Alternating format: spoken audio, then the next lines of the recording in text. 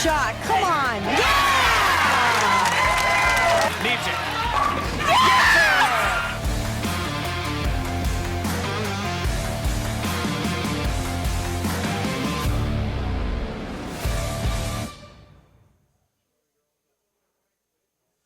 All right, good morning and welcome back. Here we are, all scrunched together here at Sam's Town Bowling Center in Las Vegas, Nevada, 2023 USBC Senior Masters. I'm Craig Elliott. We've got Tom Carter back in the booth and Tom Hess here on the call this evening this morning for a pretty impressive top 5 stepladder finals here at Sam's Town for this first major of the season. Tom Hess, we saw one heck of a match in the 4-for-3 last night.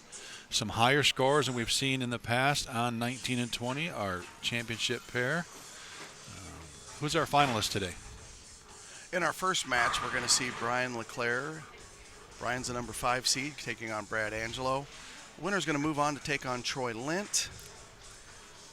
Winner of that match will take on PBA and USBC Hall of Famer Lennie Boresch. And waiting in the wings, PBA 50 rookie, USBC Hall of Famer Janowicz. It's hard to call him a rookie. Tom Yeah, Carter. how do you call that guy a rookie? Yeah. He was on Team USA for 10 years. The guy throws it unbelievable. Young 50. He's going to be tough to beat. Won his first PBA 50 regional, shot 300 this week, and here he is in the final match already. But Tom Carter, how hard is it going to be to beat John Janowicz twice today to win this title? Because that's what one of these other 4 players is going to have to do. I think it's going to be extremely tough. I don't think anybody reads the lane as quick and as efficient as John Janowicz. Obviously, he does a lot of lanes. He understands how lane breakdown happens. It's going to be tough because I believe he's going to be making all the right moves. If you watch him, he takes notes pretty much after every shot. To beat him twice, that's going to be a handful. I just realized I have an easy job today. I just could say, hey, Tom, what do you think about this? And you guys have to decide who's going to answer. That's the hard part. But Tom Hess, you're watching lane play. You're watching him break down. We know what we saw last night from Angelo and LeClaire. They made him pretty good last night. Can they do that again today? Yeah, I certainly think they can. The one thing that sticks out for me here as we watch him practice is Brad is using a ball that he pretty much hasn't used all week. I don't know if Brad's going to go with this with the duo. He's using it in practice. It looks pretty good. Haven't seen him throw it all week. Be interesting if he can handle the transitions with a ball that he hasn't thrown all week. Well, you had LeClaire maybe picked up off of LeClaire because LeClaire was throwing the duo a little bit yesterday. That's exactly when I went down and was talking to Brad. He told me he was going with the reality. The reality was doing the right thing pretty much all week, but he did bring down a duo just because Brian was throwing it and it looked so good. And interestingly enough, Brad, we talk about how smart John is at reading the lanes. Brad's up there as well. Oh, yeah. That guy's pretty smart at reading the lanes. Exactly. He's got Bull U. He teaches classes on how to read lanes. So, there's going to be a slugfest out here. There's not going to be any gimmies on any of these matches. And, and LeClaire, he bounced back and forth. He's throwing that yellow sunstorm, which was really kind of unique. He was kind of going up and at him yesterday. So we've got a minute to go before our opening match between Brad Angelo, Brian LeClaire, and Tom Carter. There's one player we haven't talked about yet. That's the lefty, Troy Lint. He is an anomaly at 55 years old. I mean, you watch that guy bowl. He's got a backswing like nobody else on the senior tour, and you wouldn't believe that this guy is a senior throwing it, 19 mile an hour with a 500 rev rate, 475. Yeah, it's amazing to watch that guy throw a bowling ball. But how is his knee today? That's the question. We saw it last night. It was very tender. This morning I asked him to just kind of give me a look like, I'm not sure. I walked out of the building the same time he did last night, and it was all swollen up. He was hobbling. He had a bag of ice. He had some medicine, and he was going to go home and get it raised up, rest it. And it's stiff this morning. It was taking him, a while to warm up down there on the practice lanes.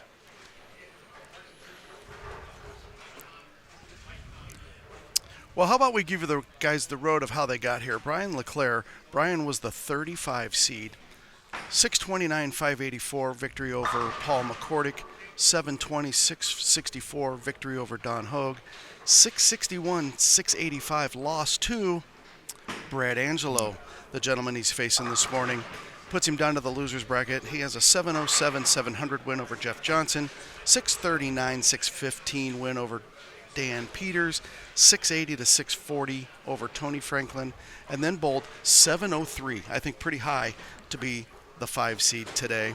Brad, 663-592 win over Michael Haggett, 762-593 win over Jack Jurek, 685-661 over Brian, as I mentioned earlier, 713-601 over Rick Manili, before losing to JJ, 598-699. Brad didn't have to bowl any losers bracket matches, went right to that 3 for 4, where he bowled 727 last night to earn our number 4 seed.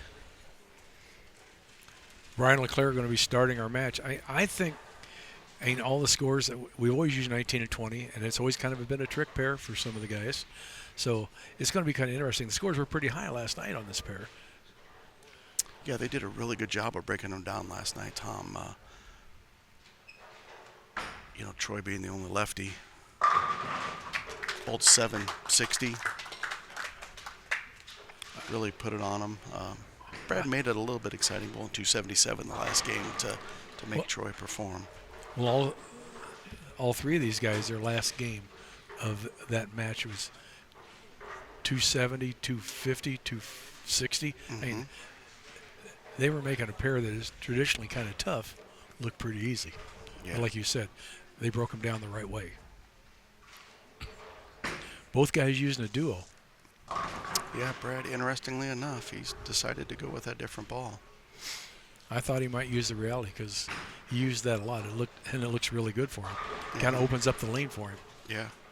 Yeah, the duo is going to be a little bit quicker than the reality. I wonder, with all the added practice, everybody got 10 minutes of practice. The 1, 2, and 3 seeds came on for 10 minutes. 5 minutes into their practice, Brad and Brian joined, and then so they had 5 minutes with all 5 guys, and then 1, 2, and 3 left. Brad and Brian got to finish with 5. So I wonder if they've made them a little bit different. It's kind of interesting because, both these guys look like they're playing way out. And I noticed in qualifying, a lot of times, especially Brad, he was throwing that reality, and he was more like in between first and second arrow, kind of bouncing it out a little bit. But he's chose to kind of shim it up here to the outside.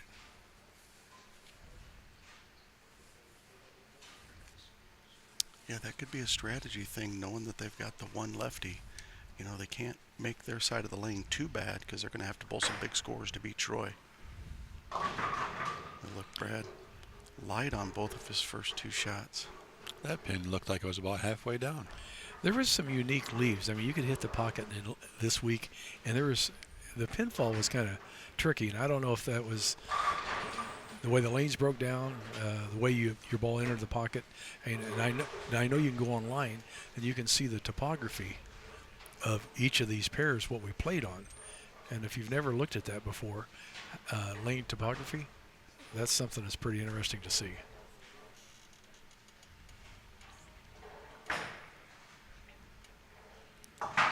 One thing I like about Brad's game, he is always rock solid at the line. One big reason, he's in actually tennis shoes for the most part. He does not slide. Yep.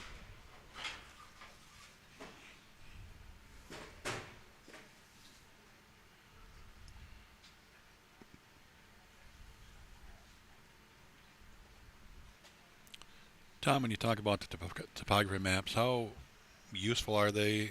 Are they a benefit, a detriment? How do you really look at those? Well, obviously they're supposed to give you an idea how the lane might play, but I'm kind of old school. Let your ball be your guide. It's a lot of information. We got a lot of different oils, different patterns, different lane surfaces. I think we're on HPL 9000. It's a softer lane surface. Lane breakdown. I think sometimes maybe you can get too many things in your head. And if you look at that lane topography, it's great information. But if the lane doesn't play like the picture shows you, then you get more trapped up in your head sometimes, I believe. Yeah, I'd like to add to that I use the topography report more for confirmation than information. When I'm looking at, and I've got a lane that's maybe hooking more, you look for all that red down the right side of the lane. And if that lane's hooking more, That a makes bunch sense. of red, that makes sense. But Right. there has been times when there's been a bunch of red and that lane's actually tighter. So the flip side of that is that could be making your ball hook too soon. Right. So you're not having the down lane motion that you think you should have. The hardest part about that, most people don't see, I think, when their ball actually reads the lane too quick and loses energy on the back end. A lot of people think, oh, there must be a ton of oil out there. My ball's not hooking. They don't realize that their ball actually so much surface and so much friction that the ball burned up and lost energy to make the turn. With this ball go through the pins, gets a little light mixer, the carry that Brad Angelo did not get on that lane. Yeah, interestingly enough to me, except for Brian's first shot, the next 4 shots have all been light. Are the lanes transitioning already? You see how far right Brad is, and he drifts a little bit to the left. But he crossed like 6-7. He's taken it out to 3. Hey, and he's moved in a little bit. He's trapped up a little bit to the inside. He's kind of creeping. Yeah, Brad told me when I was down there talking to him earlier that he's had an awful look on the immediate fresh. He says it doesn't take very long for them to get good, as we saw last night. He only bowled 191 the first game before ending up firing 723. So this game plan might be to try to make him better on the fresh, better quicker, and we might see him going to the reality off of the duo. Well, like you alluded to earlier, I mean, they had quite a bit of practice on this pair, and they're throwing the duo, which is a symmetrical pearl ball, correct? Yep. And normally you've seen the guys start out on the fresh with an asymmetrical, some kind of solid, some surface to it, and kind of control that back end a little bit. But Brad giving it the old pump, but they're getting a little bit more back end motion off of that duo than I would think a solid type asymmetrical ball. The one thing that might kind of contradict it and smooth that ball out a little bit is it is a little bit of a lower diff ball, which is going to make it want to see it a little bit earlier. We can take a look at the oil pattern here shortly too, and you guys can talk about what they're trying to break down. We're seeing these players staying quite a bit right again, like we did last night in that 4-for-3 match, which isn't something that we saw throughout the majority of the tournament. That shot was just a little bit right, and boy, Tom, this week when you missed right and got it at the gutter quick, it sure went left. It ricocheted. Yeah, there's a look at the 39-foot pattern we're bowling on this week. Really flat in the middle. That's why these guys are starting it out on the gutter and going to work their way across. Well, pattern looking pretty symmetrical too. The rule of 31, so okay, they should be looking around 8 at the break point, but we're seeing both these guys much farther right than 8 down lane. Well, I talked to Chris Barnes about that one time, the rule of 31, and he said, actually, I do the rule of 31, then I go about 80% of that rule, so if it says 8, maybe they're looking at 5, 6, you know. And if you got Tommy's hand over here, you can look at 3, 4.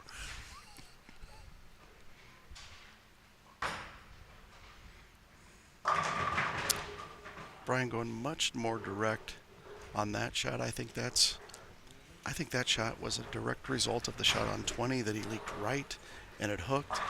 He definitely kept that one in. I'm kind of surprised since of the practice and the way the ball's reacted.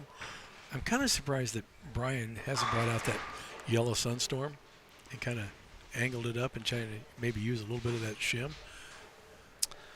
He used that sunstorm on the fresh early, didn't throw it very long. When he used it, he only threw it for max a game, he said, before he went to this duo, or he's also got an exotic gem that he's used, and he said that was pretty much his game plan.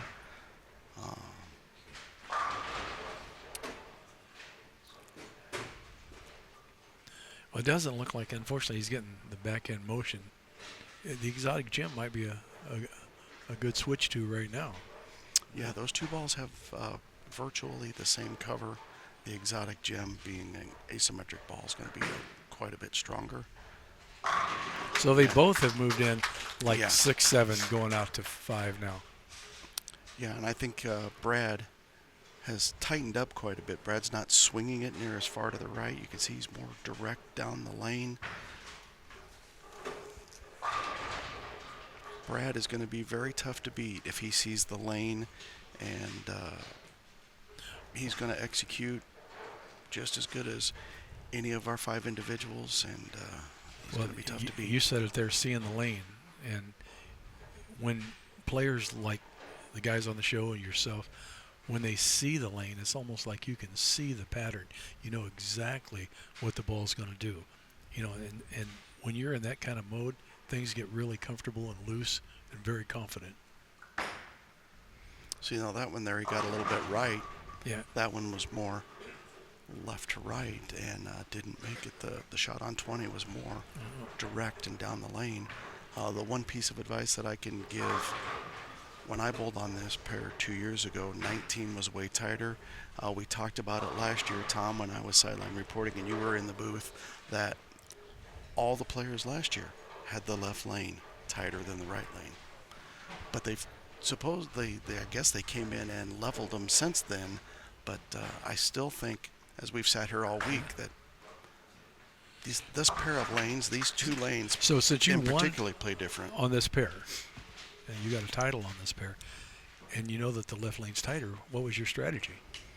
Well, 2 years ago when I won, I was actually throwing an X2 on the right lane and a Zen Master on the left lane. Zen Master is a strong covered symmetric ball that actually read the lane a little earlier. The X2 is a much cleaner asymmetric bowling ball, ironically, that got through it much better and controlled off the back end of the lane. So we got a ball change for Brian LeClaire here. Yeah, he's into the exotic, Jim. And I don't know if you guys caught it. I found it very interesting because we saw Brian and Brad really working together last night. But as Brad took his shots, Brian was standing right here behind this beam, not seeing at all what Brad did. He could hear it, but he did not have any idea where he threw the ball. I'm not so sure about that. Is that a great idea? Didn't he want to see what Brad's doing? You know, yes and no, Craig. If Brian thinks he's in a spot where he needs information, he's going to watch. Okay. I tend to not like to watch my opponent because I don't want to see them get a break. You know what I mean? If right. they do, you don't want that to get in your head, right? Right. Yeah. But if I'm trying to gain information from my opponent, absolutely, I'm watching. Well, obviously, he was committed to making that ball change before Brad even went up on the lanes. See, I think that was the right move on the left lane. Totally the wrong move on the right lane. I agree. I think he should have stayed in the duo on the right lane and switched just on the left lane. Oh, that was the exotic on the left lane, wasn't it? A different ball again?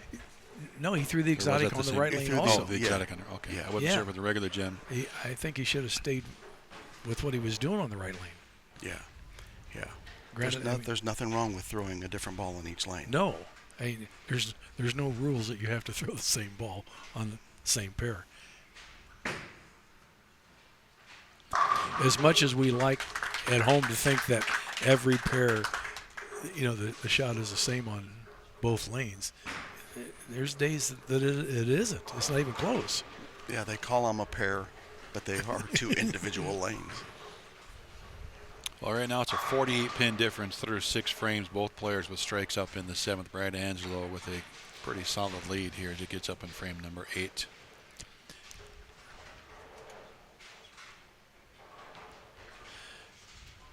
I think Brad is what we just talked about, is seeing the lane right now a little bit better than Brian. Yeah, I think his miss in the 6 was just execution there. See how that one's much more, well, that one was actually left. It was much more direct. His shot in the 6 was more left to right. That one was straight down the lane.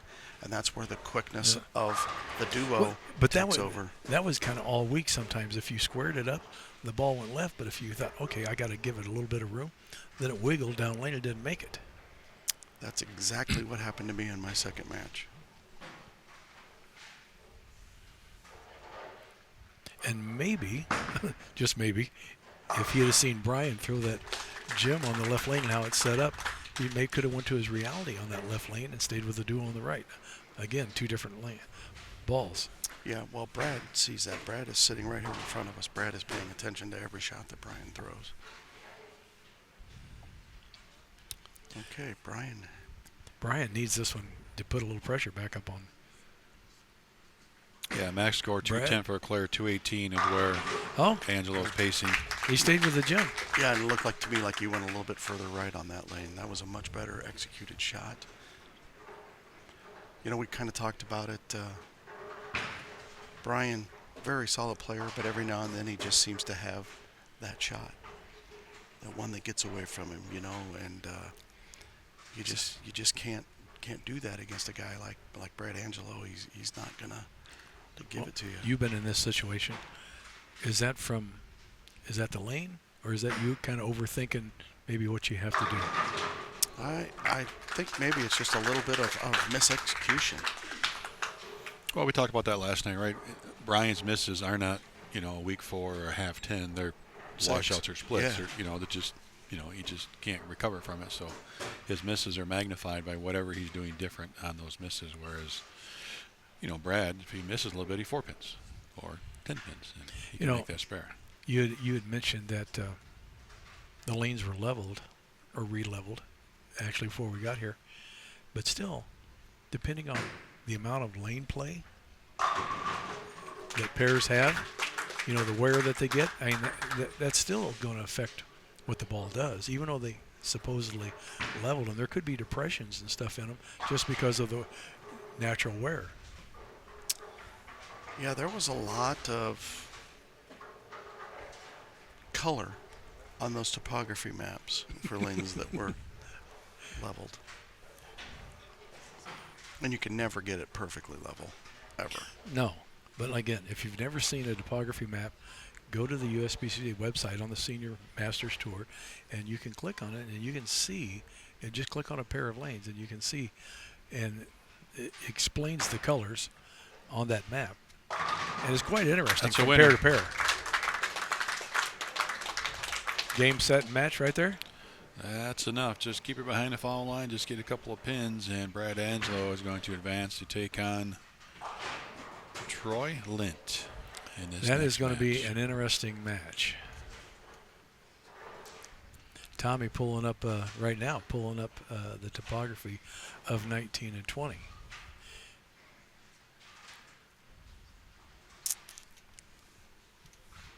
It's not going to do me any good to explain this to the people that can't see, but Tom, as you can see, this blue spot right here on the right-hand side of lane 19 is what makes that lane. Yeah, there's a hang tighter. spot right there. Yeah, and this down here is when you square up to it. There's so much of that red just past that blue, it makes it check up early. Somehow you got to get through that. Mm-hmm. Overhand is the key. Right? Overhand? Yeah, just. Well, actually, Brian LeClaire last night was throwing some balls I thought were overhand. He was getting them out on the lane. They were getting them out on the lane. That is a very useful tool to get over early hook on the lane. Just getting a little bit of air under your ball and getting it, you know, 6, 7, 8 feet out on the lane. People don't realize that, you know. 6, 7, 8 feet. He can throw it 20 feet down the lane. I could if I needed to, but well, where I was going with this, people don't realize that when most people target the arrows, so you don't see your ball. If you know, for example, if you're looking at second arrow, that's your target. You don't see your ball until it gets to second arrow. Yeah. And it hooks before it gets to second arrow when the lanes get burned up enough. That's what most people don't understand. They go, my ball's not hooking. It hooked at your toe, and you didn't get to see that. That's why it didn't hook. Great week for Brian LeClaire. Brian's going to finish 5th. Great start to his 2023 season. It's nice to see Brian up and bowling good. So what's going to happen now, guys? Got a few practice shots. Yep. The guys are going to come in. John Janowicz and Troy's get his, I think, six shots? How many does he get? 6? JJ and Lennie get 4. They have to take 2 on each lane to keep it equal, and then Troy is going to get 6. So you see John Janowicz, our 1 seed, Lennie Boresch, our 2 seed here. This is normally you'd see a commercial break if it was on Fox, but you would see their practice shots here on Bowl TV. And we also want to take a second to give a shout out to one of our gold sponsors, our good friends at Kegel, the official lane maintenance provider of the United States Bowling Congress and the PWBA. Go to kegel.net to find out more information, what that great company has to offer. Thank you, Cagle.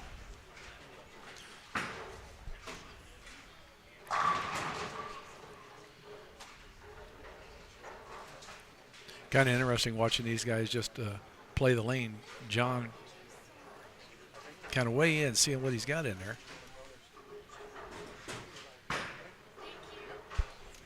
Yeah, Lennie, quite a bit further left than the two guys we just watched. Interestingly enough, neither John nor Lennie were down here watching that match. They were down by the practice pair down there, trying to keep loose. I like to talk about John just for the fact that he's kind of such a unique player. His swing is so free. And I've seen more and more people this week stand there and swing their ball with their arm before they ever start, just to loosen up their arm. We saw a lot of players do that. I noticed that as well. Yeah.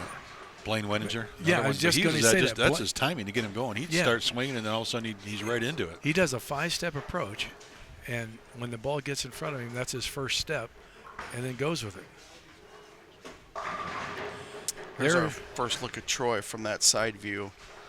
Just how high at 55 years old he still gets that ball. Unbelievable. You're talking about an anomaly in the game. And most of the backswings are pretty much like Lennie and John Janowicz.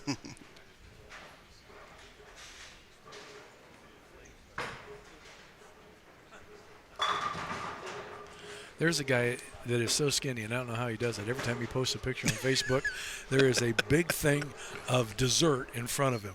How does that guy eat that much?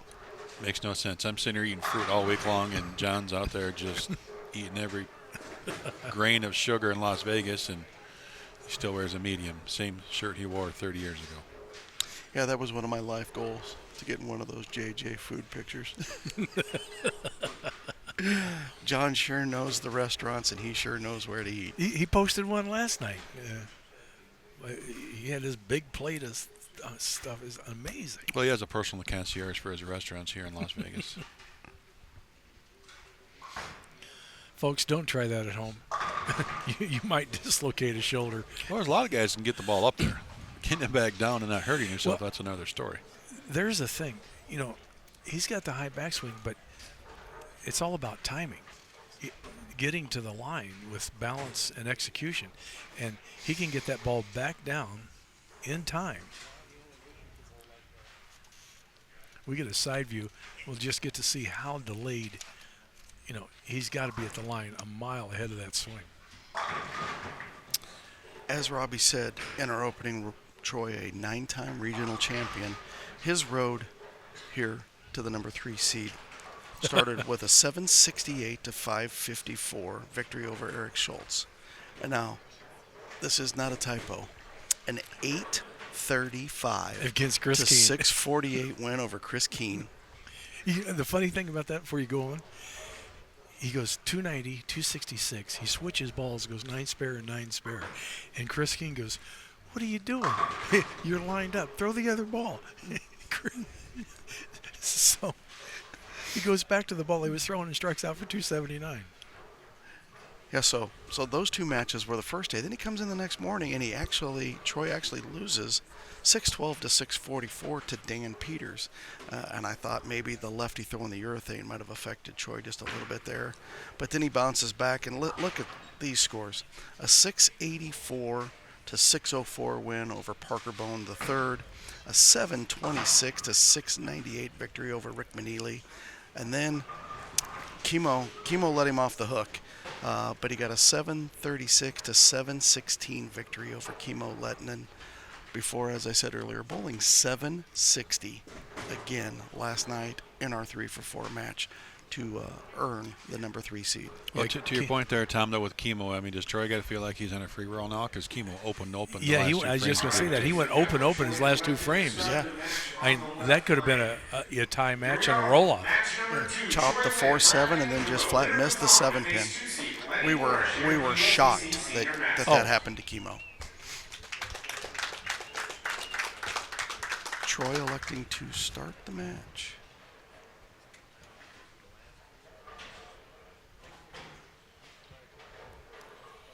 Watch this backswing get up there.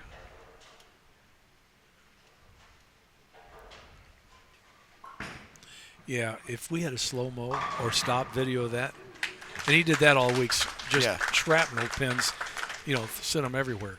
But he was stopped at the line, and I would say that backswing is at about almost 10 o'clock. Well, It's 9, 11 10 o'clock. It's closer to 11 o'clock. 11:15. Yeah. Yeah. Well, the one thing that I'm not going to do today is talk about Troy's carry.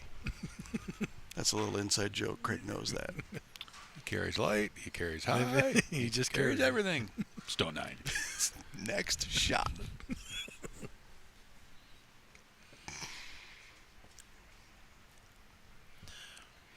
Like Brad moving back a little bit right. So what's the over-under on this match?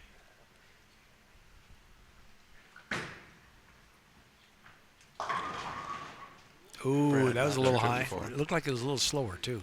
What do you mean by over-under, Tom? Are you talking score to Yeah. win the match? Yeah, total score Total score? between the two. Oh, it's got to be 500 and something. I see a 517 on the chat.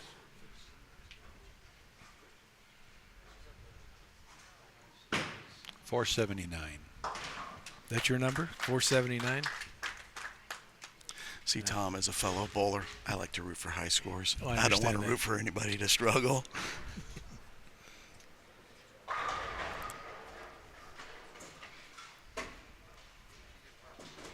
Craig doesn't have to take the lanes with these guys next week and go, you said we were going to bowl bad. Well, it's still 239 to 240. We need to That's get not bad at Craig's all. butt out here on the lanes. He says he's going to play next year.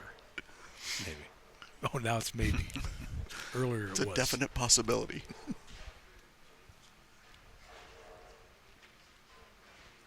Here's the first look at the reality. Yeah, Brad making the ball change. on the left lane. I bet he makes it on both. You can see he moved left, bigger, stronger, asymmetric bowling ball. Got away from that blue zone on that chart. Yeah, and much more controllable. The duo is quicker down lane. The reality uses more of its energy all the way through the lane.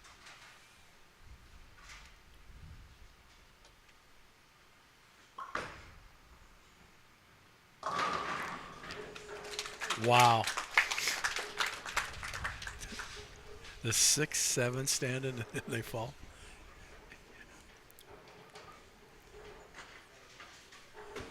That ball somehow deflected when it hit that 1-3 pocket He or 1-2 pocket. he gets lined. He throws stuff everywhere.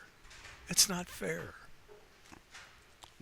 Well, when you were 55, you did that, didn't you, Tom? Oh, I got to watch Do you what I remember say. when you were 55? That was my next question. Yeah. Wow, man, shots fired. Welcome back to the booth, Tom. Thanks.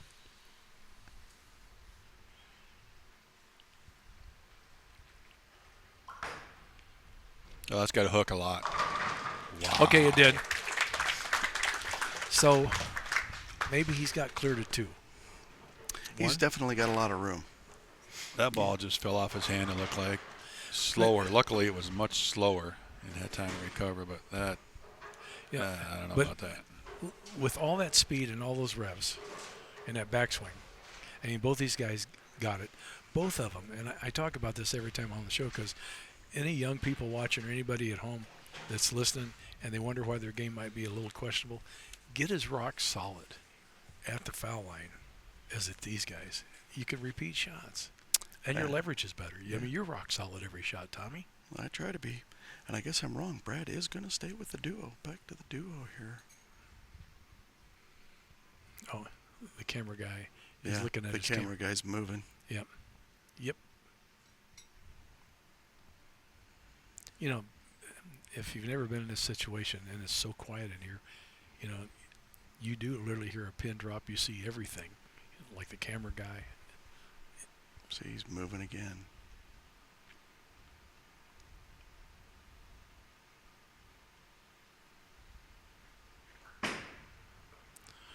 Well, that got out there.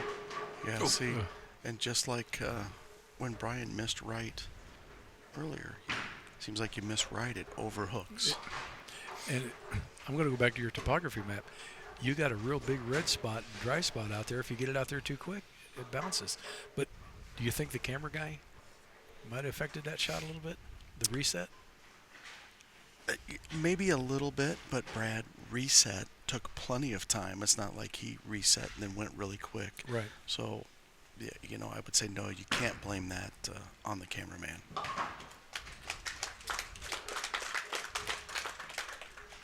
I'm going to be interested to see if he goes to the reality on that right lane the next time. He's wiping it off. He's getting ready to throw it here on this lane. I like that move, to be honest. It just blends it out a little bit better, keeps things in control. You're not going to get that. He's taking a re-rack. You know, the 4-pin, 10-pin reaction, or that one that just dove left on him. Well, the hardest part of the lane to control is that spot down there at 45, 48 feet. You know, you need to control that spot so you can get your angle entry to the pocket. You know, people like to see the ball hook, but you know, if it's hooking too much and you can't control it, 120s don't look that impressive.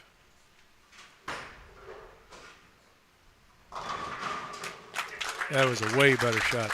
Yeah, and I think that ball is going to open up Brad's pocket, going to make Brad's pocket a little bit bigger. I think his carry is going to increase. Brad's got that little bit of hesitation right there. Years before, the hesitation in that second step was on the TV show. Was when he won was more defined. It was a longer hesitation. Timing step.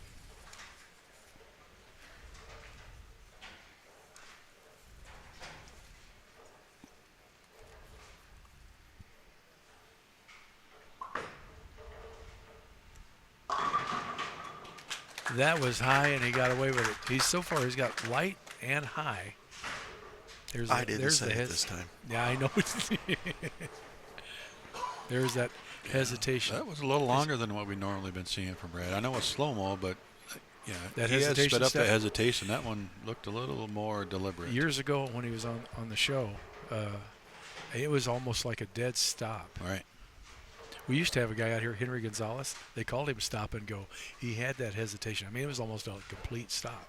Brad's was never a complete stop, but there is a hesitation.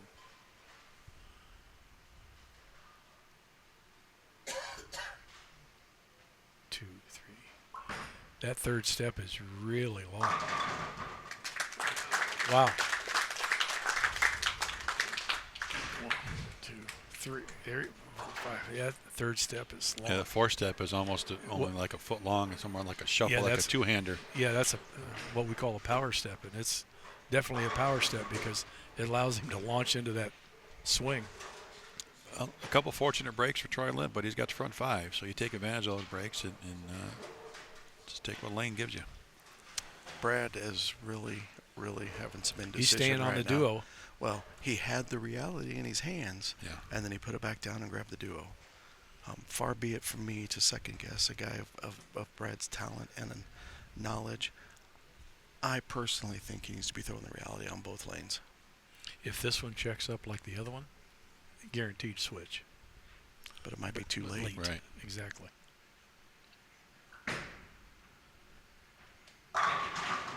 That was a perfectly executed shot. Yeah, he never got that far right as he did the last shot. He didn't get that burn spot. It was tighter. He kept the ball more in front of him. Yeah, but the reason that I feel he needs to go to the reality, I think he's going to have a little bit more room. Right. If he misses right with the reality, the solid cover stock and asymmetric core are not going to let that ball kick left It's hard, like the right? like It's the gonna roll up easier. Yeah, Yes. like the asymmetric pearl cover of the duo. I'm not saying Brad can't strike with the duo. I think his chances of striking are better on marginal shots with the reality. Well, the idea, obviously, I think with any bowler, is try to figure out how you can create a little bit of room for yourself. If you can create room, your swing gets a lot looser. Yes, it does. You know, if you got 2 boards to hit or you got 5 boards to hit, what would you rather have? You know, 7. 7. 2 arrows. Well, you guys are talking about that reality. That reality is from 900 Global. 900 Global, one of our gold sponsors. The 900 Global product line features high-performance bowling balls that have purposely been engineered to fill an exact spot and create a targeted reaction with each and every bowler's arsenal. And Tom, that's exactly what you're saying. Get that targeted reaction that Brad's looking for on that right lane with that reality.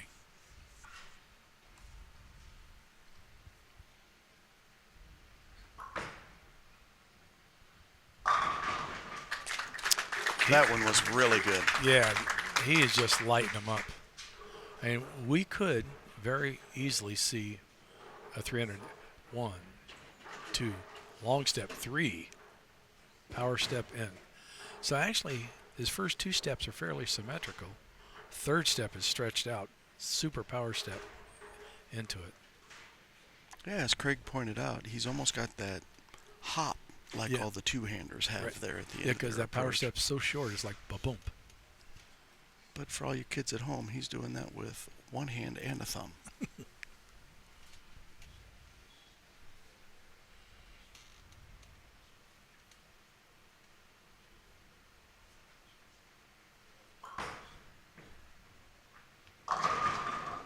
He didn't like that one and still got away with it. Got the front 7. Well, chances of shooting 300 are getting better. We're getting closer. Well, when your bad shots are striking, your good shots are striking, that just means your opponent's going to be in trouble. Still got a ball game here, though. That just means that Brad cannot even. There's no mistakes to be had. Brad staying with the duo. It's funny, I kind of contradicted myself. I said it's okay to throw different balls on each lane, and then I went out and said I think he should throw the same ball. I think Brad's just going to have to be so good with this one. Well, you're not contradicting yourself. Hey, we throw different balls because the lanes are different. Maybe that lane is blended out to where you could throw the same ball, you know. But it'd be interesting to, after this match, to find out why he didn't switch.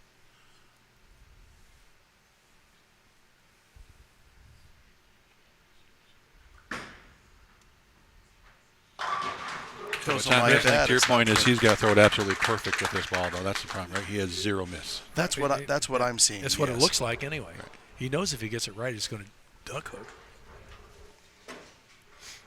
But if he throws them all like that, it doesn't matter. He has that ability. Yeah, all of these guys have that ability.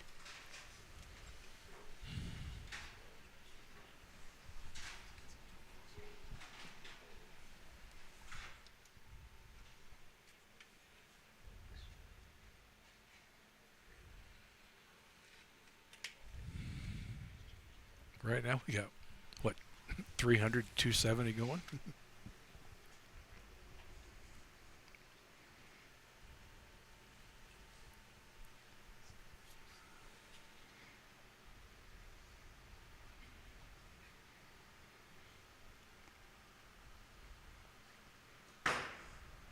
Oh boy! Oh boy! That was all in timing. If you watch the slow-mo, watch how far behind the line. Watch where he's done sliding, and look where the ball's at. That timing was way off. Oh, that was. I don't think. I know. I've never seen Brad do that. I mean, that was just totally missed at the bottom of the swing, and his timing creates that miss. Oh, wow. That huge miscue, obviously. That's way farther in. Hey. Wow. Best he can shoot now is 240. Can we stop that? Wow. It looks like he just never cleared it the way he wanted to. Yep. It was still in his hand. And you know, we did see a lot of gunners this week. I mean, you missed a little bit right. The ball just kept feeding right. I mean, a lot of guys talked about the OB out there, and we see it right there. We saw Ron Moore, I think, throw 4 gunners yesterday in one of his matches, and he wasn't playing outside. Yeah, the difference. So there we go. The 5-10 just fell. The difference is if you get it right quick, it overhooks. If you get it right too far down lane, then it hangs. You saw, look at that trophy these players are competing for as well there on that side angle shot.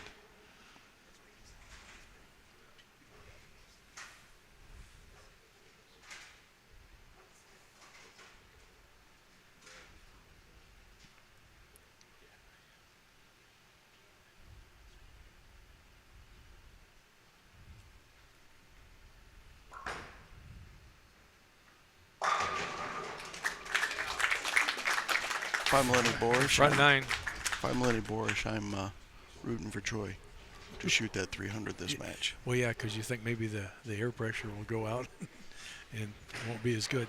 I know he shot 16.06 for 3 earlier this week. So. My wife just texted me saying that Brad, again, I don't remember this, at Bill Moore's place threw one in the gutter on the show. Hi, Linda.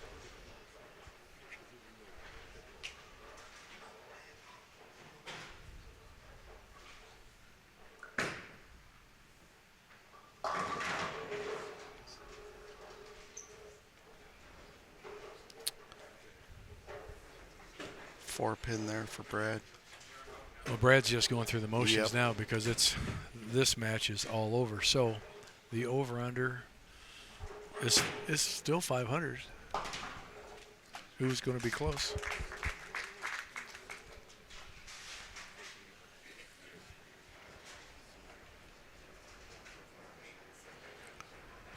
Troy is throwing a purple hammer with a 5-inch pin, tall 5-inch pin, clear up by his VAL.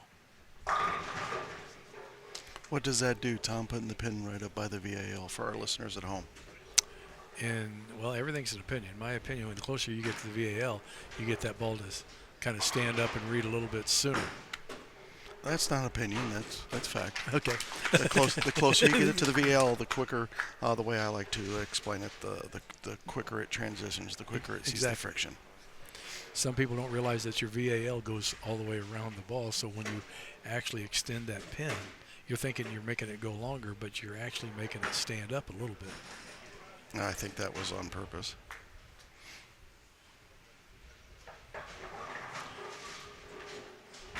He just wanted to get off the show. Yeah, just get out of the way. 208, Brad Angelo. Troy Lint now front nine, a chance for 300 in our second match of the day here, 2023 USBC Senior Masters Stepladder. We just got a question. How much for a 300? Unfortunately, out here, no bonus this week in this event. There are some senior events where we do have bonuses in the Stepladder, just not this week.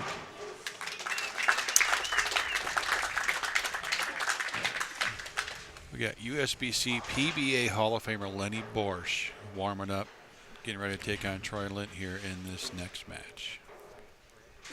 well, Lennie is an incredible player. To me, he's kind of like a sneak attack. He doesn't do anything really fancy.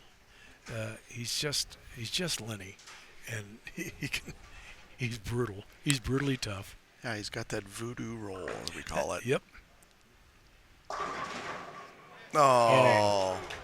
Oh, no. Oh, 289. Quitter. He finally threw one good, right? Yeah. That was his mistake. Well, maybe he did that so that he got rid of the pressure. Yeah. All right, a little 497 if he makes this spare. So I think my concern for Lennie, though, is I don't see him miss on lane 20. Lane 19, we saw Lennie yesterday. He just didn't have a whole heck of a lot. How can Lennie conquer lane 19 is going to be the key in this match.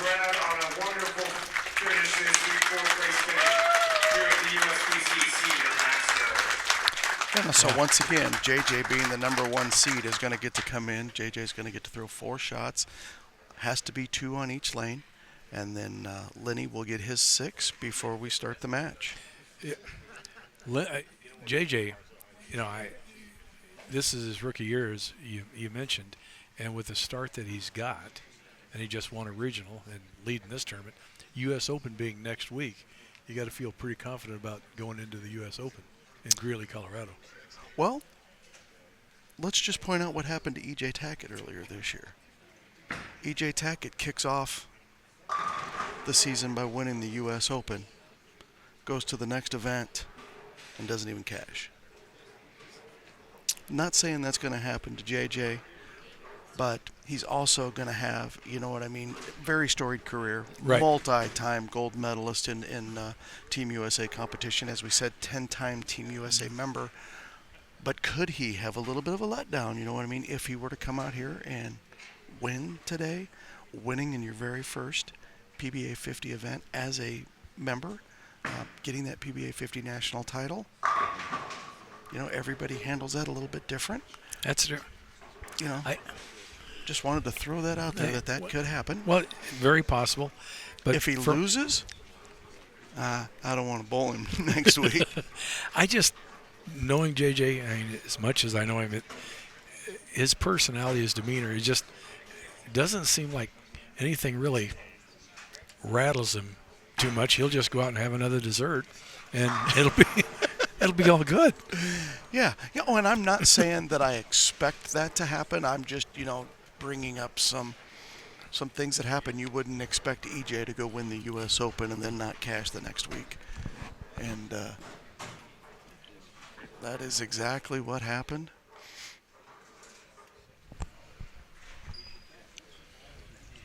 You are bowling the U.S. Open next week, right? Yes, I am.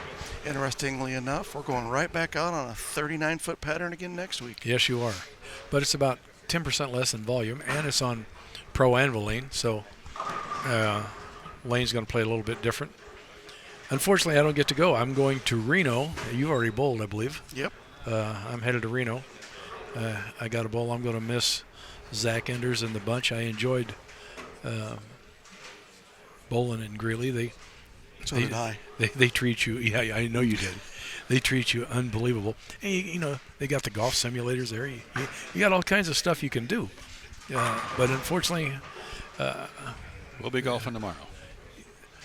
we're not going to be there. I don't know how many motorhomes are going to be there, considering everybody's been asking me, and I seem to be somewhat in charge of the motorhomes. But we'll we kick off all the motorhome stuff in Wayne Webb's place, the PBA 60 stop, July 1st. You're in charge of the traveling circus, Tom. I am, the Gypsies. I am in charge of the Gypsies. Tommy comes out and hangs out with us. Yeah, I like hanging out with the motorhome guys, all except for Keen. Yeah, well, he's tough to deal with. Yeah, I can imagine. All right, joining us in our next match, PBA and USBC Hall of Famer Lennie Boresch. Lennie, 5 titles out here, 2 of them majors, the PBA National, the Senior US Open. Lennie's road to this Stepladder started with a 7-11 to 555 victory over Marv Sargent, a 649 to 605 victory over Andy Reddick, then beat PDW 709 to 592, 656 to 607 win over Dan Peters, and a 740 to 575 win over James Campbell. I'd like to give a shout out to James. James had a very solid week. James was the 6th place finisher. He was the one person that did not advance in the 3 for 4 last night. Great start to James's season. 6th place any week out here is pretty good. Nice bowling, James. And Lennie is the number 2 seed because he lost to JJ, 524 to 648. Lennie also the highest seed left in this tournament. He qualified in 8th seed. Overall leader was Dino Castillo. Parker Bone the 3rd, qualified 2nd. Walt Blackston, Gary Ray, Jason Couch, John Austin Jr., Tom Hess, Lennie Boresch, Daryl Bauer, and Blaine Weninger were our top 10 through qualifying this week. So Lennie is the highest seed left in this tournament through qualifying. Well, there were some guys that had some tough roads. Dino, last year's champion, Walter, Ray, Mika. There were some, Chris Barnes. There were some guys that went out that I wasn't expecting to go out. Well, I went 0-2. Barnes went 0-2. Mika went 0-2. Dino went 1-2. Walter won his first 2 matches before going 0-2 Saturday morning. That's the beauty and the anguish of this event. My prize for qualifying 7th was to catch one of the best left-handers that bowls all over the world. And, this week the left was pretty good, as 20 of them made the bracket. And Chemo came out and bowled a great match, bowled 7-17 against me. Lennie Boresch, winner moves on to face our #1 seed, Janowicz. So am I seeing this right? Lennie's going to let Troy start on the left lane. Means Lennie has to finish on that lane? That's what you're seeing. That's all I get out of you is. I mean, we know that's been the hardest lane all week long.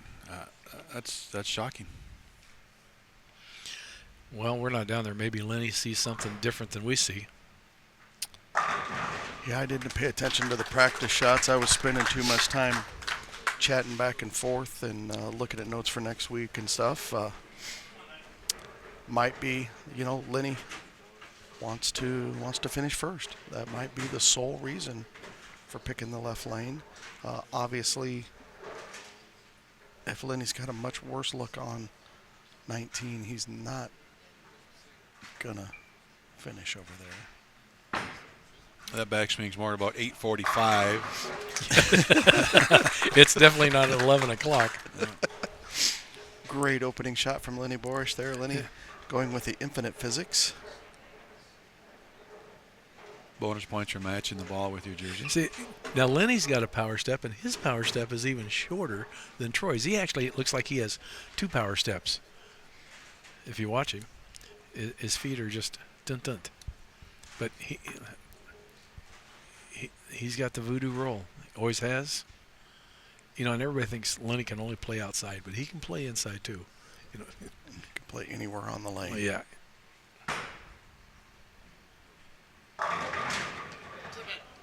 Oh, really good shot there.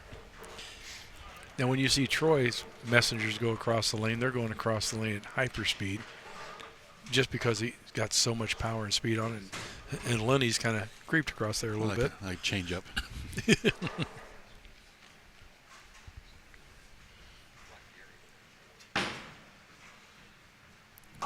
Yeah, you can see Lennie grabbing his hip there. He told me this morning that he was dealing with a little bit of hip pain. Well, and everybody tends to throw their spares a little bit different, and your timing, your leverage might be a little bit different. And technically, in a lot of places, over there by the 10-pin where you slide, it can be a little different. It can be a little tackier. And if you got joint pain, that doesn't help. Yeah, we saw him hop there a little bit shooting at that, and Lennie does not normally do that.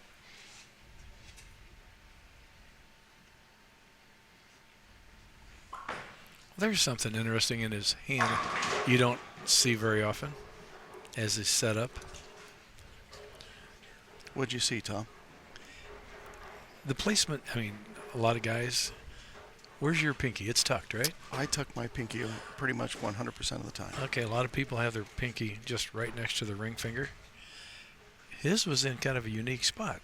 We get a side view of it. Well, you'll see it again. It was literally, I don't even call it tucked, and it wasn't spread. It was something. Even match after 2. Troy's second miss of the day.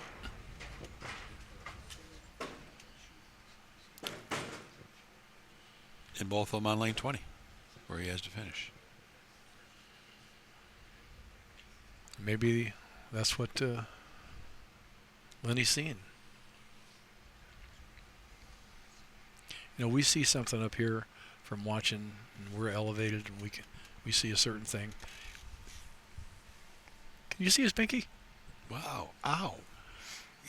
No, it's not supposed to do that. I don't know why. I just noticed strange things. That's really stretched and turned and something. Almost like it's behind the ball.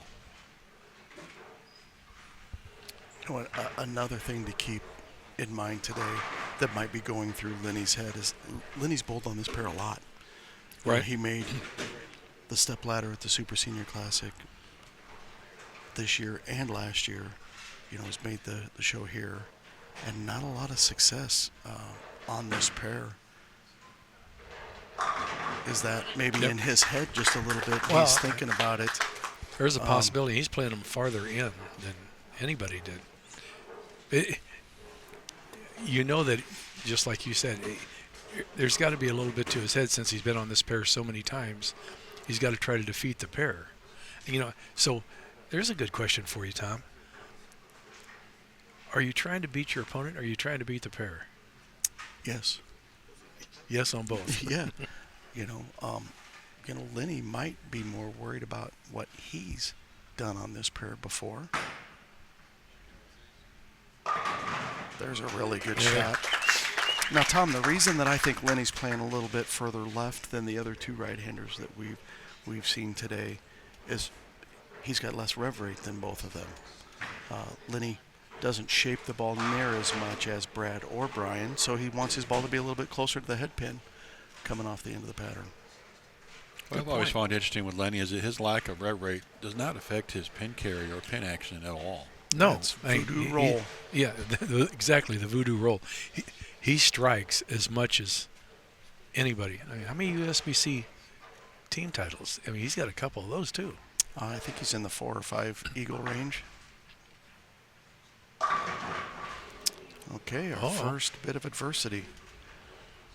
Troy with the light, a little bit light 7-pin, and then gets it up high and leaves a 6-pin. 3 of the last 4 shots on that lane he did not carry. He struck every other shot. Yeah, so Lennie in the lead with a double in the third and the fourth. This is a little bit of turn of events.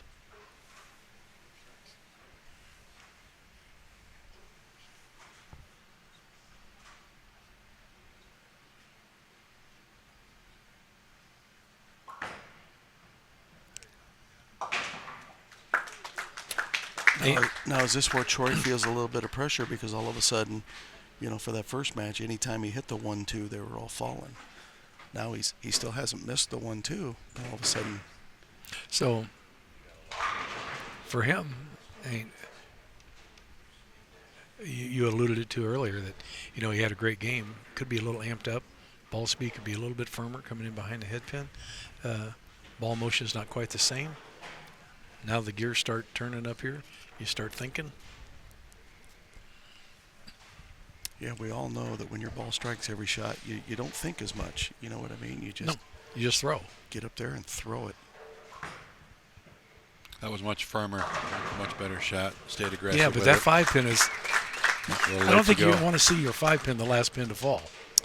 Well, and he's still perfect on that lane. He hasn't missed on that lane. Now it's the right lane that he's fighting.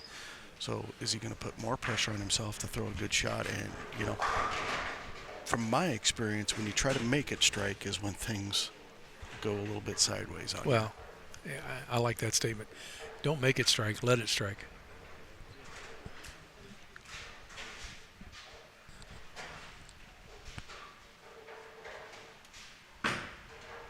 Oh, that got a little farther outside. Is that coming back? Wow. Oh, my. There's a little miss room to the right. Unexpected. Roll. Holy cow. He got that out to like 2. Lennie's throwing the infinite physics from Storm. Storm is the leading manufacturer of high-performance bowling balls. Visit stormbowling.com to pick your next Storm bowling ball. And always remember to bowl up a Storm. Guys, you think John Janowicz has a preference who he bowls against in this next match? I don't think he cares. I agree with that statement, Tom. John's bowling the pins. He's not bowling an opponent.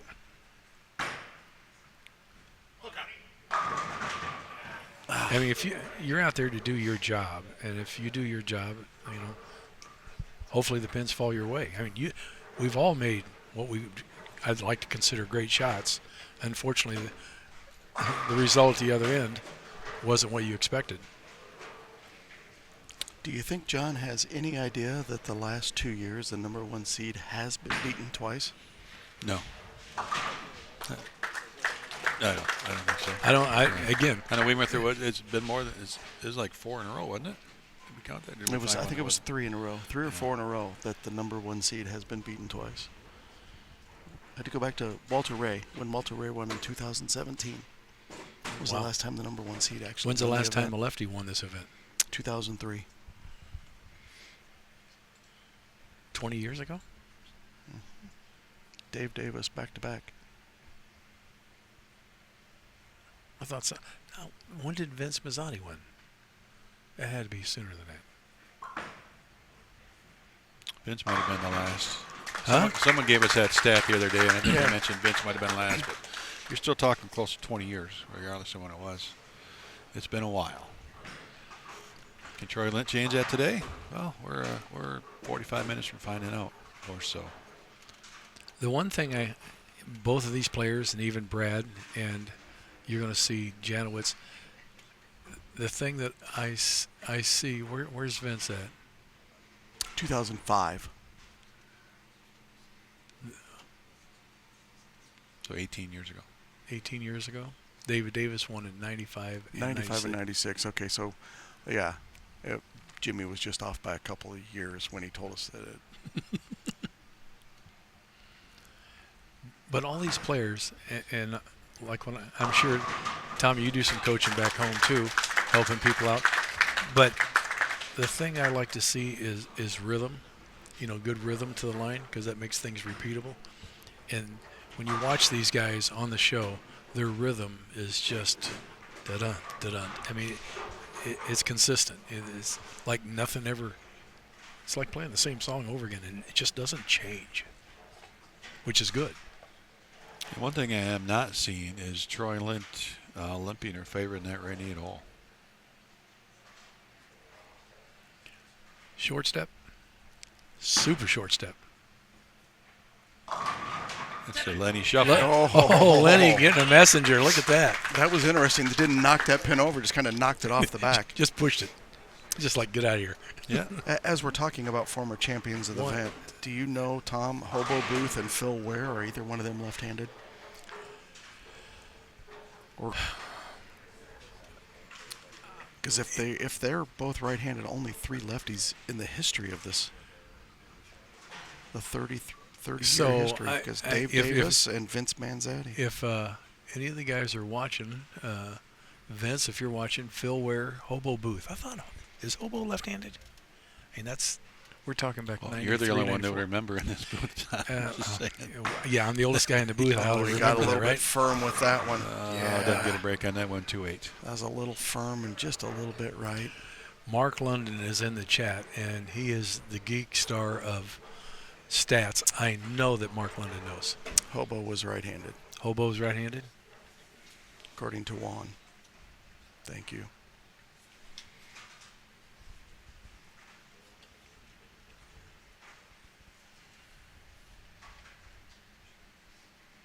Phil was right-handed. So the only other one.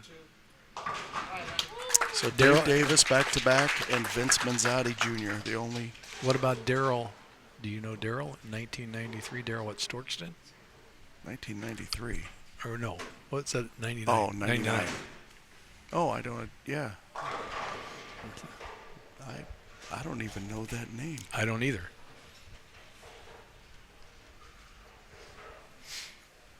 All right, Lenny's max now. 239. Troy pacing 260.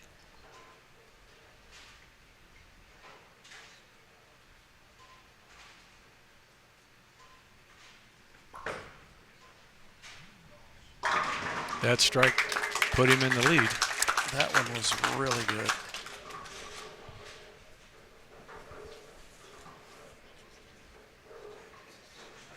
That he is just so aggressive through the shot. And he doesn't leave anything out there at all. No, a big, strong individual. He gets a whole handful of it. I'm actually more amazed when his ball doesn't strike when it hits the 1-2. Dave Bernhardt just texted me and told me they were all right-handed. So you went to the one person in bowling older than you to get that answer.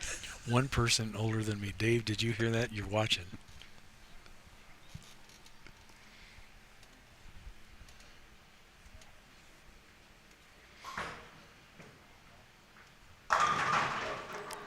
Oh, wow. He kind of stepped that. Ooh, now that makes it a little bit more interesting. Yeah, we have the opportunity for a Right. tie. Yeah. 239 tie. That one looked like it almost kind of rolled out on him. Yep, 239 tie if they both strike out.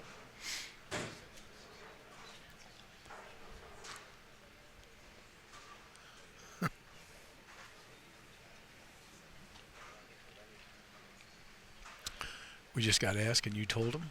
What is Lennie throwing? Infinite Physics. And Infinite Physics. And Purple Hammer for Troy Lint.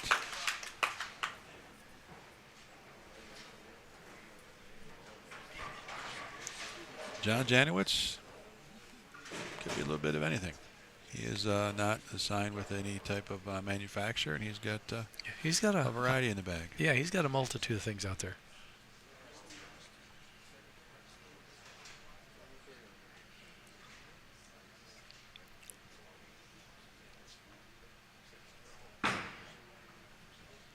That looks pretty good. That looks good.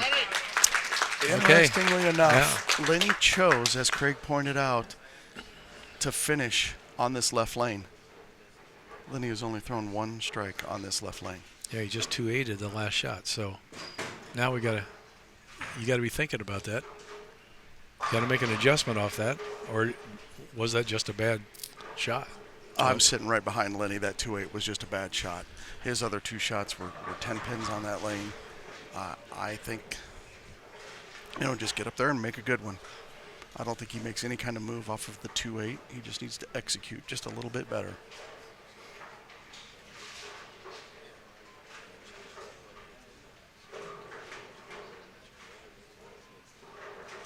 Lennie never, ever looks like there's any pressure on him, ever. That looks pretty good to me. Yeah. Yep. That might be why you have 2 majors and maybe 4 or 5 eagles, and you're in both Hall of Fames. And how many regional titles and other events? He just knows how to win. He's been here before. Yeah. 34 regionals.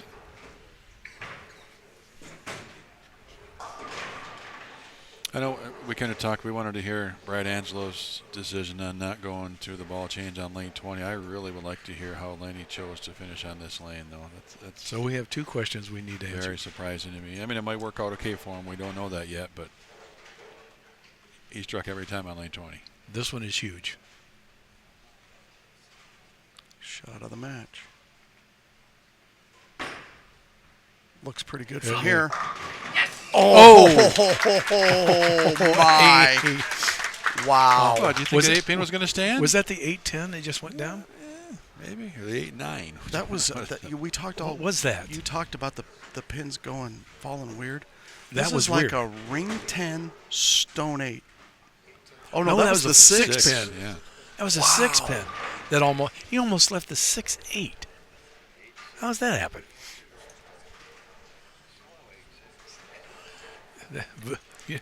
That's why we call him with the voodoo roll.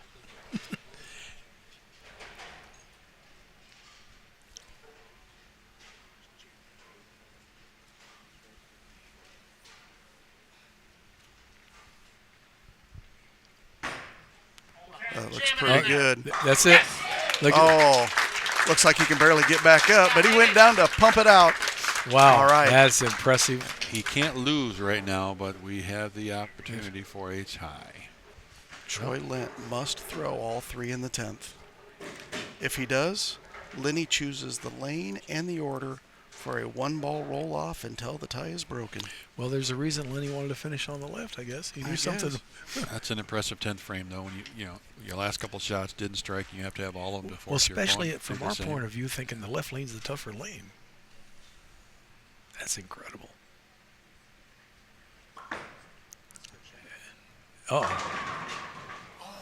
Oh, my goodness.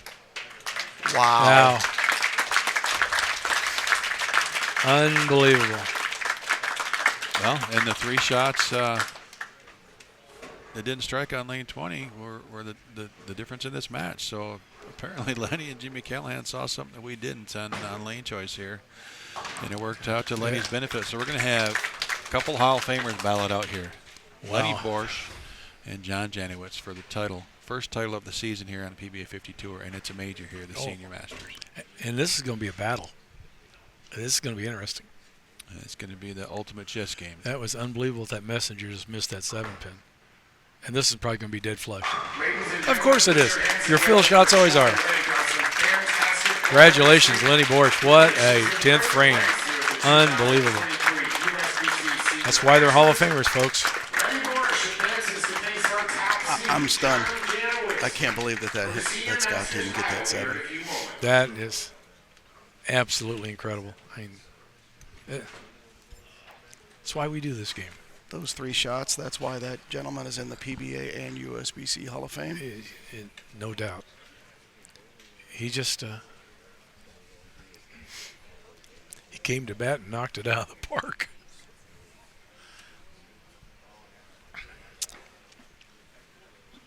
Well, our final USBC gold partner, Roto Grip. The original high-performance bowling ball specialist helped bowlers score since 1955, because your success is our priority. Go visit the Roto Grip website today to get more information.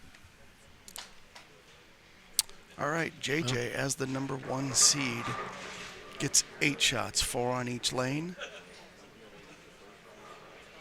Yeah, I think if we start going down the accolades of these 2 players, we're going to be in frame 7 of this game before we finish. I mean, USBC Hall of Famers, now Lennie in the PBA Hall of Fame, Janowicz, Team USA. He just bowled for the U.S. Amateur title this year. I mean, the list goes on and on for both of these players. We got a heck of a match, heck of a first title match here in our first event of the season here on the PBA 50 Tour. And I know we like to always make our picks here, but Tom, this one I just don't, especially after seeing Lennie's 10th frame. That was impressive. It was great. You know, I'm not going to hide it. Lennie and I are great friends out here on the tour. Couldn't be happier for Lennie to step up and throw those 3 shots. You know, as we pointed out earlier, Lennie's had some struggles on this pair.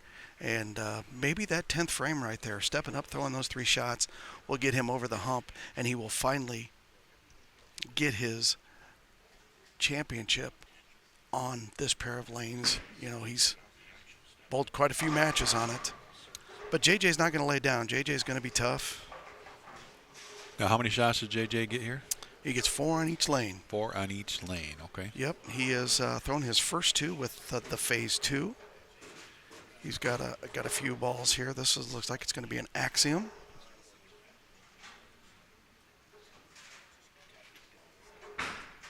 Be interesting to see if JJ tries to go right and throw urethane, as he did in some of his matches. This late into the TV show, I don't think so. That looked pretty good. Yeah, that one went through the pins very well. The axiom, just a little bit stronger ball than the phase 2. That one picked up just a little bit quicker. He's making notes here, you know, as he does after every shot.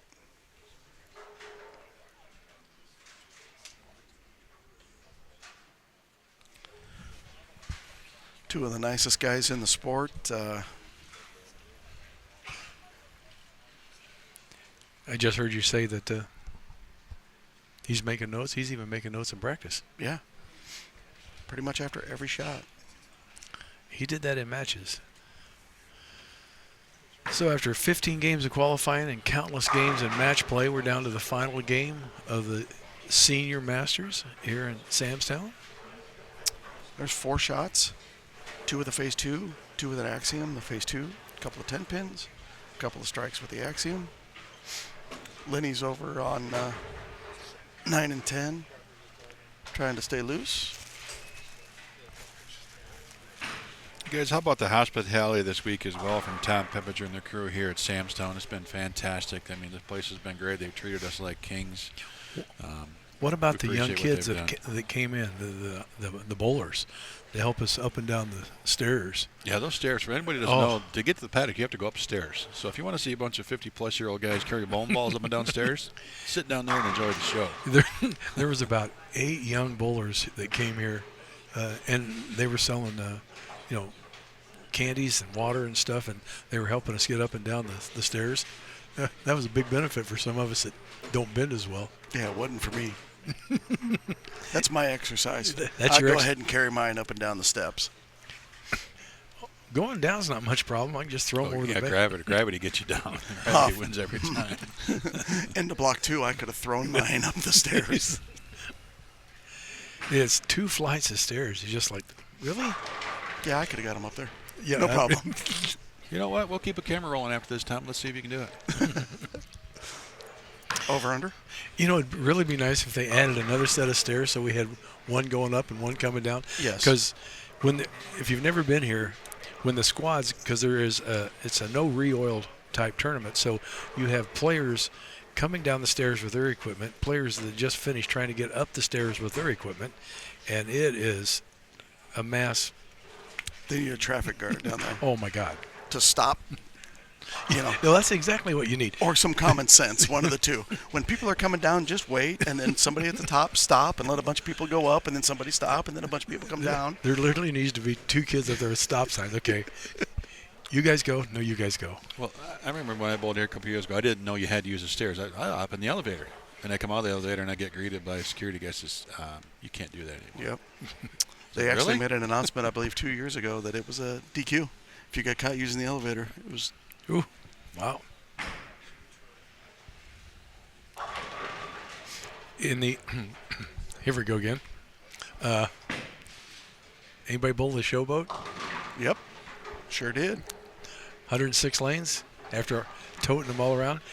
Up 3 flights of stairs for the paddock at that place. Oh, boy. Now we're dating ourselves. I didn't think you were that old. Oh, yeah. 53. I even bowled the showboat once. I was a young whippersnapper. I paid my $1,100 and went out there and tried to win that one match a few times. Yeah, me too.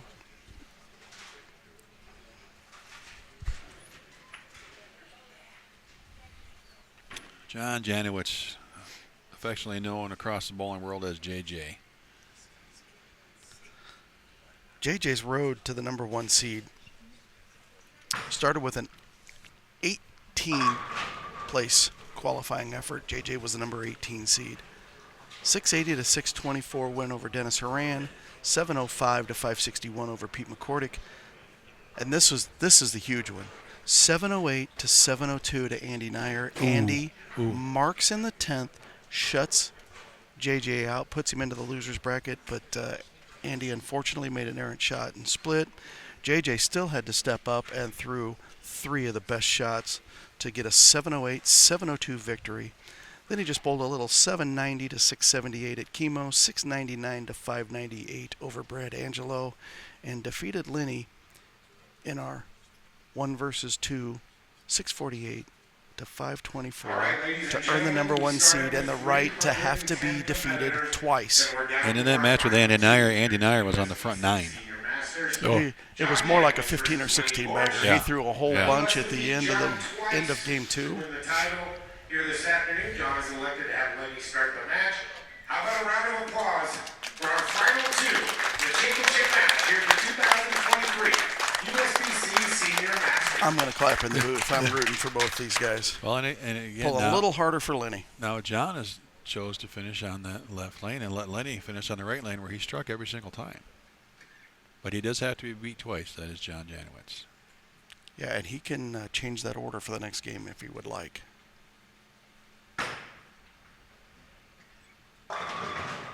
Lennie with a good shot there, getting us started. High flush.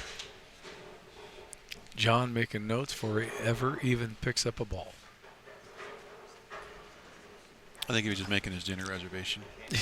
Dessert.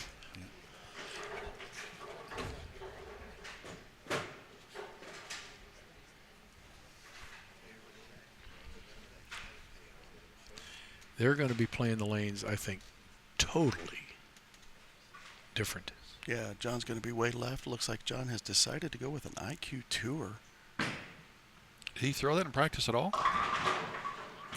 Yes, he did, and it did that. I can't believe that he didn't start with that axiom. Yeah, that I axiom can't either, and looked I can't believe he's unbelievable. crossing 15, trying to play 15 to 8 out of the gate. Well, that's what he was doing with the axiom, Tom, and I mean, it ran him over. It looked unbelievable.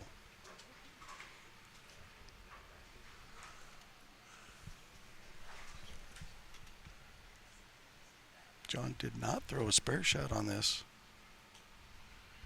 in any of his 8 warm-up shots, so. I don't know, is John a spare ball guy? Does he throw plastic or does he just throw whatever? He throws urethane at him, but yes, he is a spare ball guy. Pretty good spare there for John. Covers the 310. In Team USA fashion. Oh, he's thinking. He's always thinking. He's never happy even when he strikes. He's always got something going on up in that brain. He's thinking 2 and 3 frames ahead all the time. John travels all over the world, I think, doing lanes for different tournaments. I think he's on about his 12th passport book because they've all been filled up with stamps. Yeah, he travels a bunch. Ball change. Yeah, I'm going to say ball change. That looks way shinier. Yeah, that's the Axiom.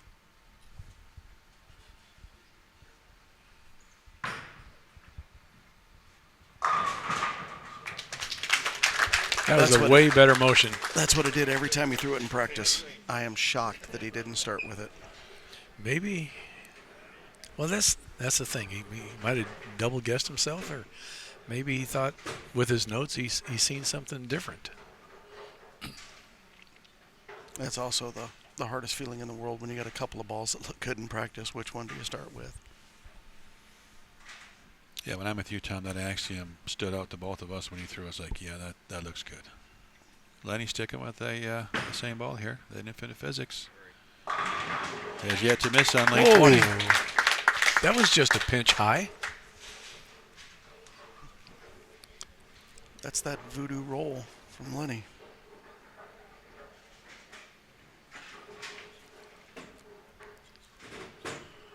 I did a little farther right, and that looked like it could have gone through the nose, but it carried. The 7 and the 9, the last 2 to fall. He didn't even look surprised. Like, yeah.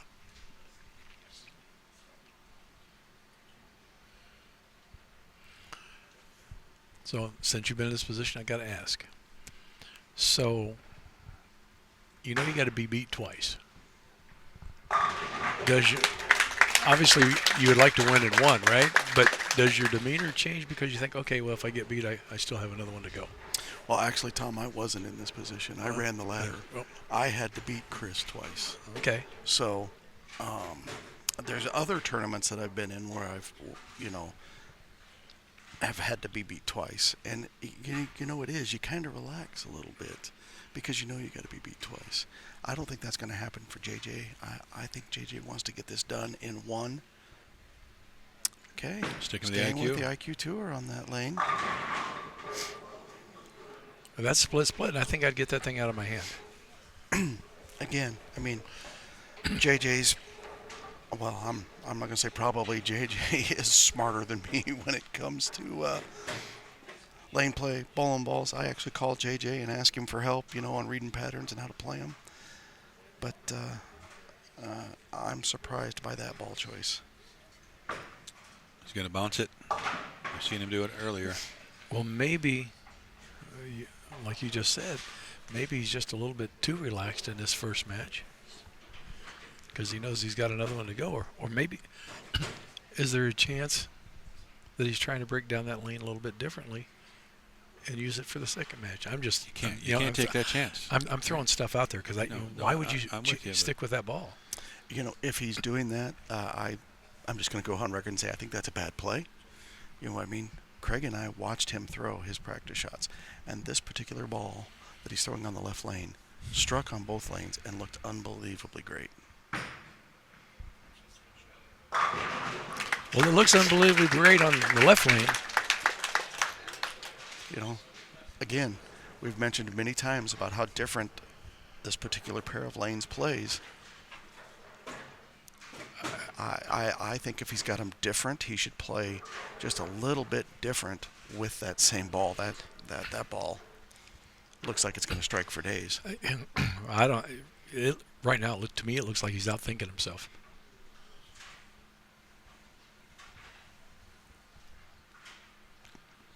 Lennie Boresch struck the last 6 shots on this lane, has yet to miss in either of his 2 matches, and strikes again. That's 7 in a row on the right lane, 5 consecutive strikes on that left lane. I think he's figured them out.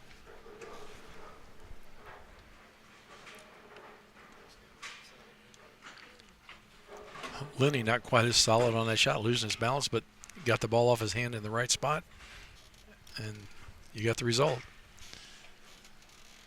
And we see that a lot from Lennie. He falls off to the right a little bit. I mean, he posts a lot of shots, but he does fall off to the right a little bit, and the ball usually just kind of stays on line.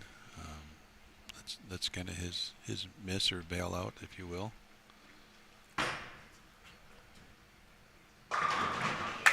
Wow. Front five, $20,000 for first place here at the Senior Masters. Yeah, $12,000 to the runner-up. Lennie looking very solid here to start our championship match. Well, 12,000 or 20,000. Let's get by a nice box of chocolates for John Janowicz, but he's here in his first event as a senior, looking to win this title. Yeah. Well, right now Lennie's got a $20,000 swing. He is staying with the IQ.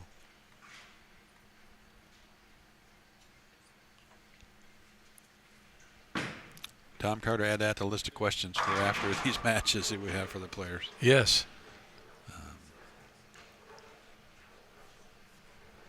Wow. I want to see what he wrote down in his notes. I want.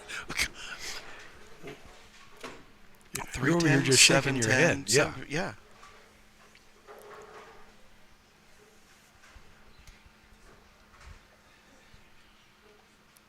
I got lots of questions now. I want to know. Well, you know, obviously, John's not going to get rattled by any of this. He's one of the most calm guys out here. Maybe he doesn't want to make an emergency or a rash response and change. But you got a guy just threw the front five at you. Yeah, but it's not like he's going to one that didn't strike. That ball struck every time he threw it in practice. Yeah. There's only one problem, Ty. This ain't practice no more. No. The one he's throwing here on the left lane struck every time in practice. Why is he not throwing it on the right lane as well?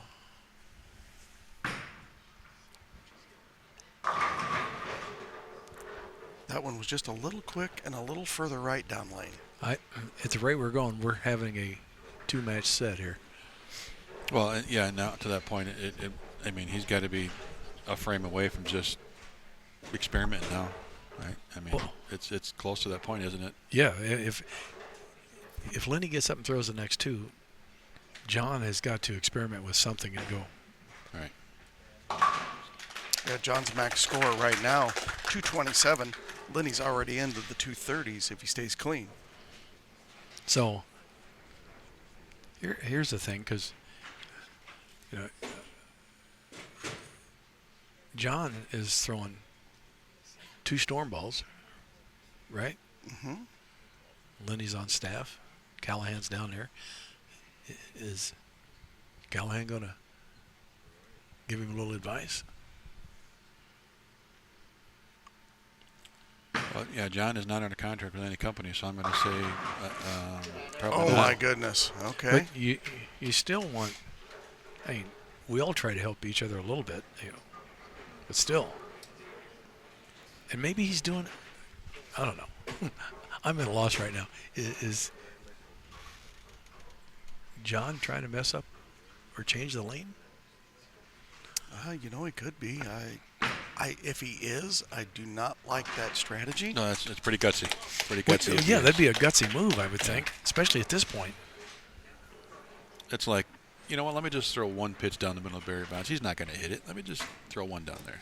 And then, well, that's front five. You know, so. And look, we know John is extremely intelligent in lane play, and he's probably one of the smartest guys out there. He's the guy you call. You say, John, I'm running a tournament on this lane surface with this oil, this machine. I want the scoring pace to be plus 20. Give me a pattern. And your scoring pace is plus 20. Right. He knows it. But right now, it's different. This is a championship match for a major against a multiple Hall of Famer in Lennie Boresch. Oh, my goodness. Solid 8. Oh, my goodness. Yeah, the first time that Lennie missed the pocket on lane 20, unfortunately it splits with a high 410. Comes back with a great shot, solid 8. Now is this where the doubt starts to creep into Lennie's head?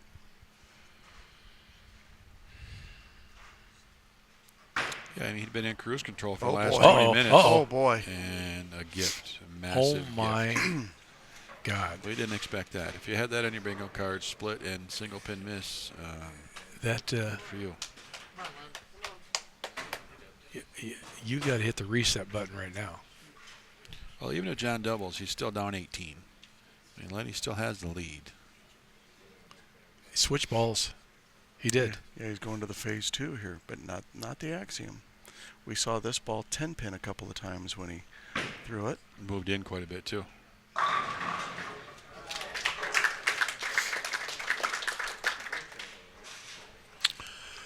Lennie's still going to have an 18-pin lead at least, no matter what John does here. Yeah, he took a big step left here. He took a step left. Over about 17 out to about 4. 4? Yeah. I mean, he's curving it a lot compared to what we've watched the previous matches just to get here. Yeah, but there's been quite a few matches, you know, with 20 minutes of practice on it. These lanes are probably at a spot that they haven't been here for a couple of days. I'm sure he did this somewhere through qualifying. Made the change on this lane as well. Stayed with the phase 2.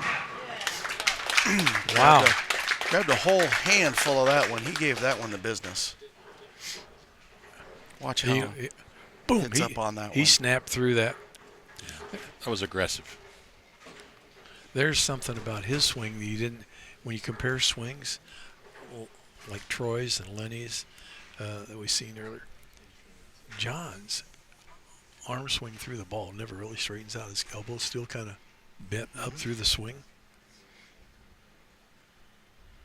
All right, Lennie, you just got to forget about the last 2 frames. Get up here. I think probably a small little move on this lane. Oh my goodness. Big full. 3 shots. Now I'm going to go back to what I said earlier. Did John see something and intentionally change the lane? Well, I don't know, because that shot did not look that bad. If he did, we know he's way smarter than us already. But again, that's a pretty bold strategy if that's what he had And going on if there. But he did, pretty amazing to see how this is playing out right now.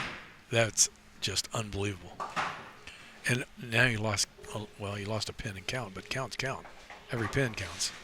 So he's got a possible 222, 227 for John Janowicz.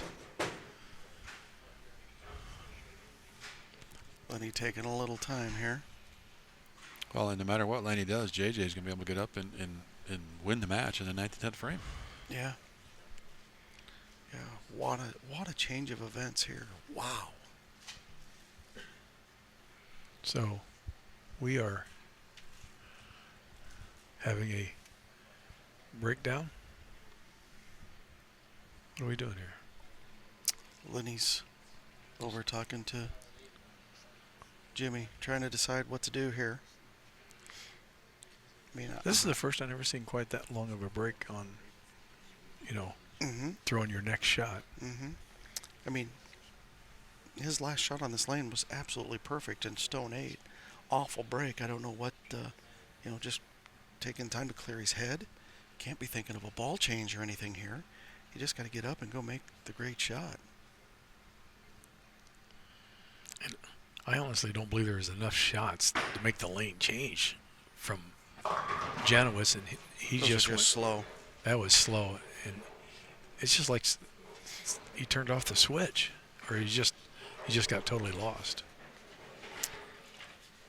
I hate to say it, but I really think the missed 8-pin affected both of those shots. And this isn't the easiest spare in the world. 3, 6, 9, 10. No, I can speak from experience. No. I had 2 missed makeables this whole week, 3, 6, 9, 10. both times.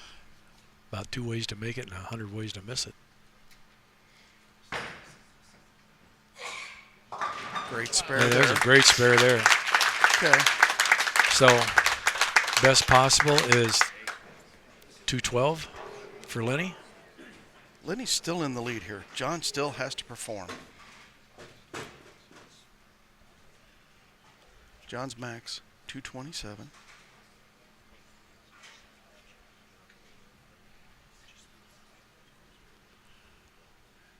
Still throwing the phase 2.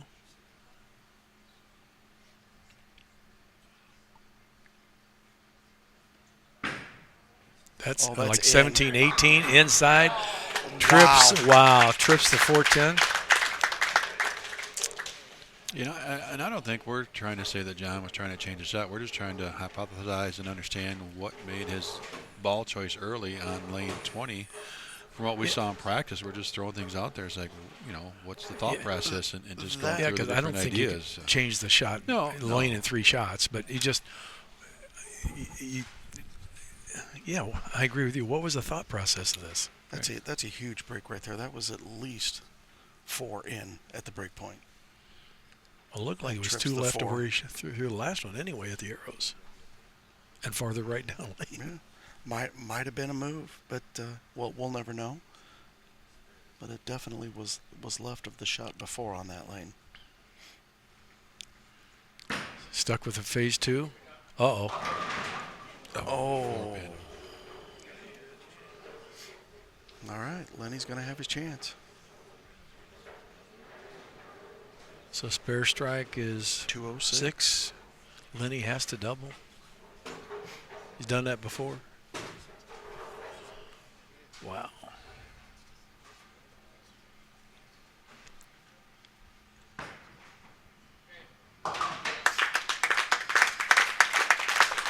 We have some drama, gentlemen. Well, I would kind of venture to bet, knowing Lennie, this could go to another game.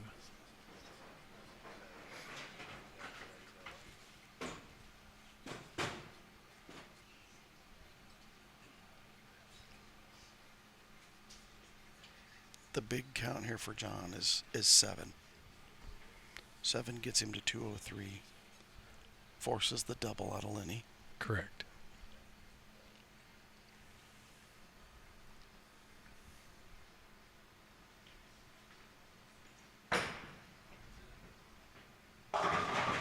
Wow. Oh, whoa. Well, that took off. Oh, that was almost runaway Brooklyn, Well, 204. that's more than 7. Yeah, it's more than 7, so it definitely forces the double out of Lennie. But we just seen Lennie strike out previous game, so that's Last 2 shots on this lane, both high, 410 and big 4. Lennie's been in this situation many times in his career. I'm sure he's had times where he's stepped up on a lane where he was lost. Can he come through?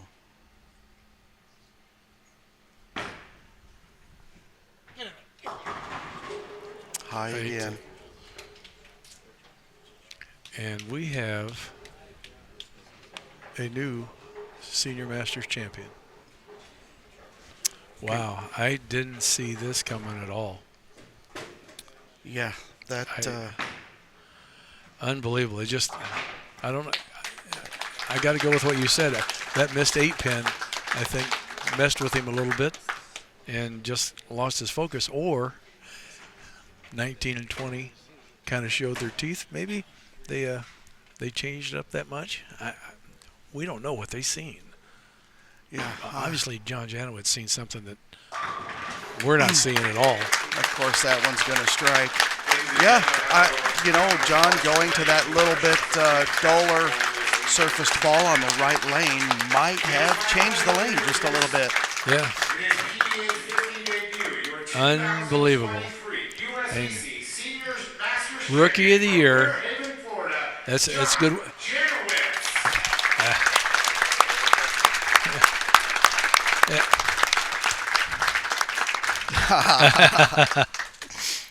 I can't believe anybody could cry after winning this event, Tom. Look at you. He's making you cry. And me along with it. Well, I stood out there and balled on that approach for about 20 minutes a couple of years ago, so. Look at that big old hug.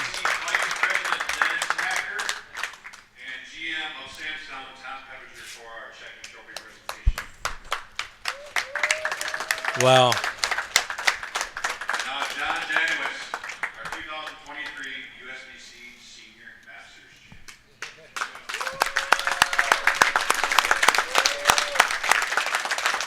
Gentlemen, on behalf of President Angelo, Unbelievable. Board of Directors, Hey, that's a good start to Rookie of the Year. Members of the United States Bowling Congress, I present you with this trophy for winning the 2023 City Masters.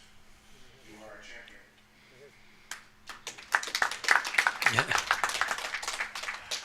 Wow, sorry.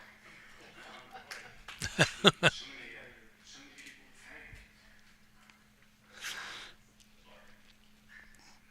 thank. It's okay, John.